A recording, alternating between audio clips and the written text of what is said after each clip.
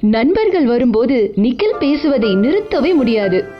மேலும் அவரது குரட்டையையும் நிறுத்த முடியாது.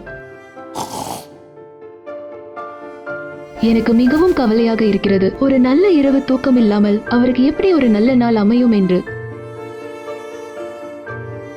அந்த நல்ல நாட்கள் அவர் ஒவ்வொரு முறையும் நல்ல பாராட்டுக்களை பெற்றுக் கொண்டிருந்தார். ஆனால் இப்போதெல்லாம் அவருக்கு மறதி அதிகமாக உள்ளது.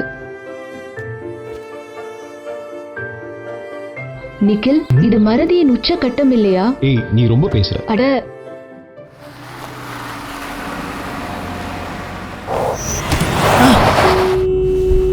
மச்சி, என்னால சரியா தூங்கவும் முடியல. பகல ரொம்ப சோர்வா இருக்கு. என்ன செய்ய? நல்லா கேளு. இவ்வளவு வேகமான வாழ்க்கையில வாழ்றோம். இந்த சின்ன விஷயங்களை பெரும்பாலும் கவனிக்கிறது இல்ல. இத பத்தி யோசிச்சு ஒரு மருத்துவரிடம் ஆலோசனை செய்ய. இந்த சோர்வு, குரட்டை, மறதி ஆகியவை ஸ்லீப் அப்னியாவின் அறிகுறிகளாகும். இதன் போது உடலின் மேல் காற்றுப்பாதை சரிந்து ஆக்சிஜன் பற்றாக்குறையால் தூக்கம் தடைபடுகிறது. எதிர்காலத்தில் இது நீரிழிவு, உயர் ரத்த அழுத்தம் மற்றும் மனச்சோர்வுக்கு வழிவகுக்கும்.